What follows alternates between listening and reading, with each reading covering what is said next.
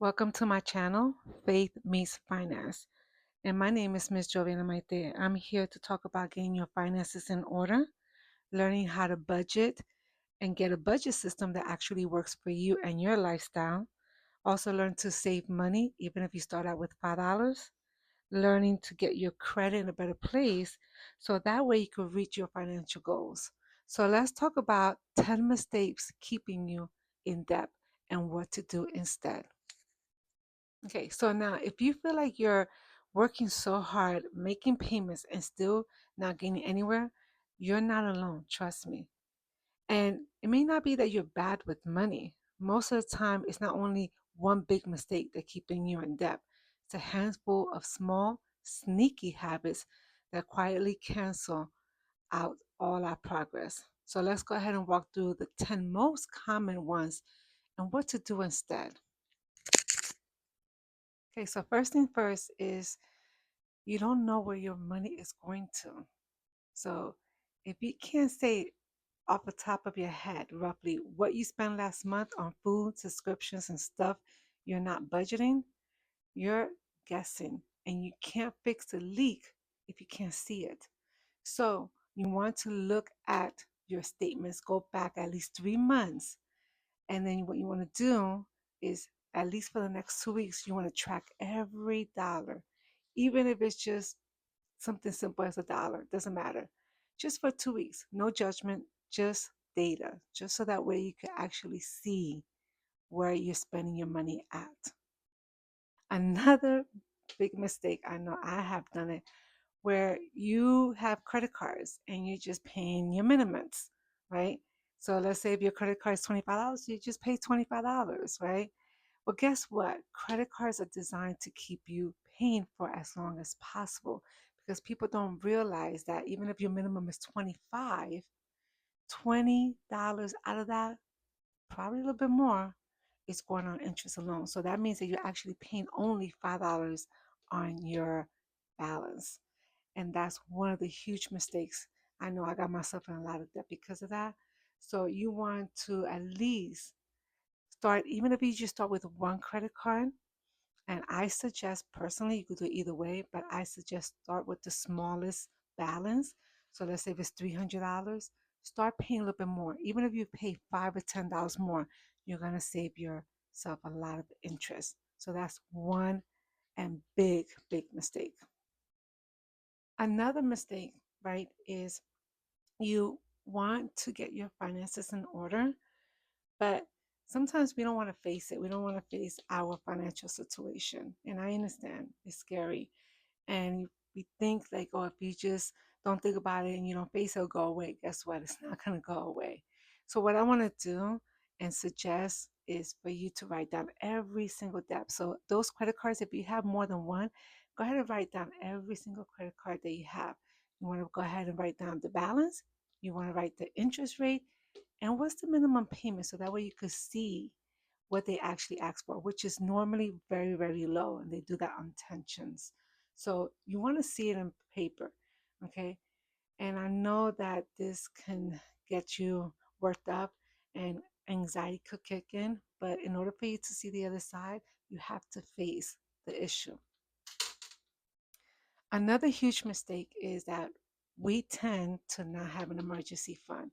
So every surprise, life is full of surprises. Let's just be honest. So every surprise, and it could be something very small, like a car repair, a vet bill. I have animals, so I know. And then what about medical co-pays? You know what I mean? Without any cushion, those things can definitely put you behind. And what happens is that I know I have done it where we automatically think, okay, that's what we have credit cards and we end up using the credit card with high interest. So, one of the biggest mistakes that we want to do is not relying and using credit cards as our emergency funds, but start an emergency fund. Even if it's just start out with saving $5 and you want to add it up a little bit more. But you wanted to at least have between 500 and 1,000 of emergency funds. So that way, if there is something emergency, not because you want to go shopping, that outfit is not an emergency, but you actually need something emergency and you can just pay it off without any interest, go for that. Go for the emergency funding. Another mistake is that we don't plan for windfalls, meaning like, that tax refund or that bonus that we get, or sometimes, we get money as gifts without a plan. Windfalls quietly disappear into everyday spending instead of accelerating your payoff. So you could take those things, right? Those advantages, and a lot of people I know, and you've seen it too, where a lot of people get that tax refund. I remember back in the days, people used to get that tax refund and they want to act rich for a whole month just to be broke the next month. You don't want to be those person.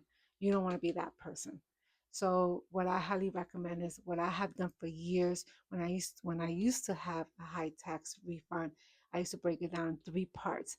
One part is to pay off bills, one part is to save, and the other part is to splurge. Okay. So that way you don't feel like, oh my God, like everything's going somewhere else. You just want to break it down.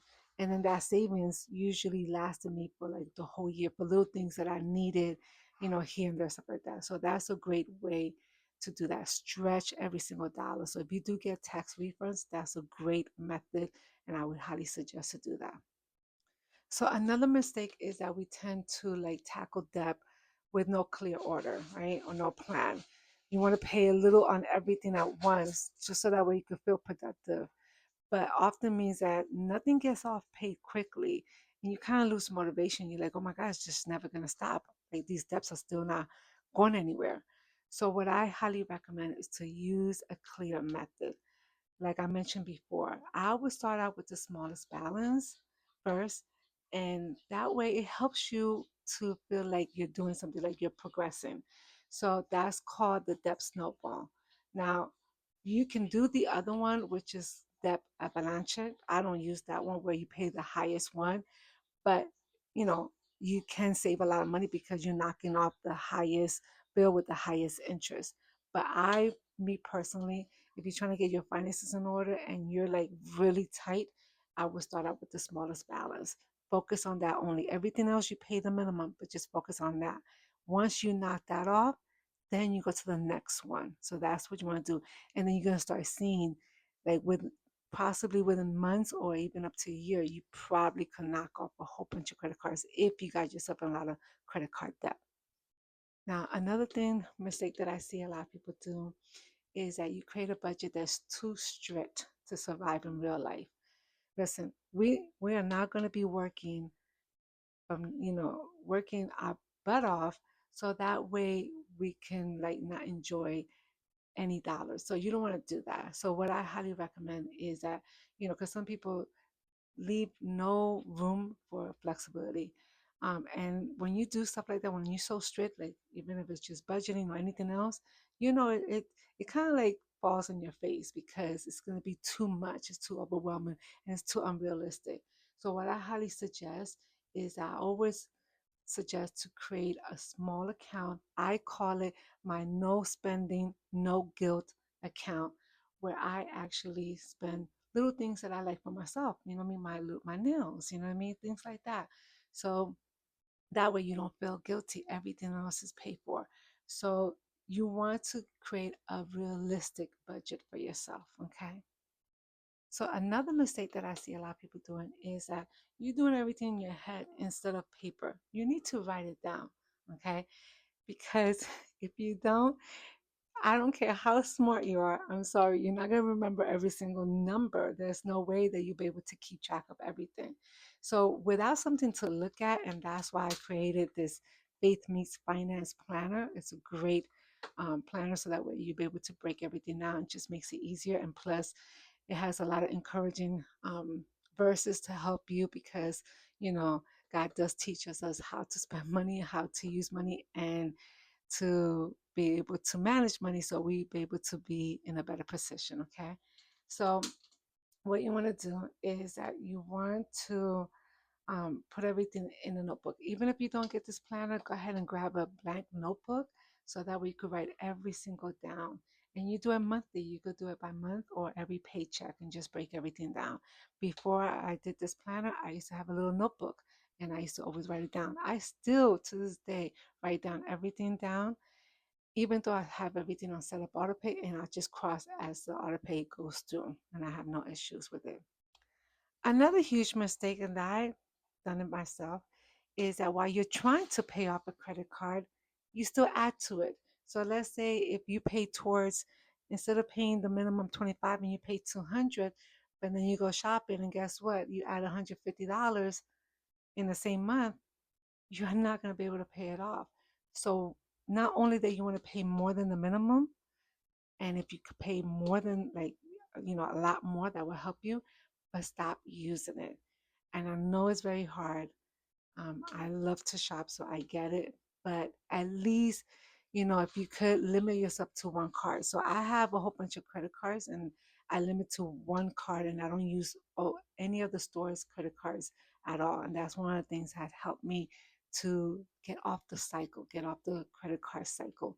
Because if you want to pay it off, you definitely don't want to use it. Now, another thing is, don't compare your finances to everyone else, right?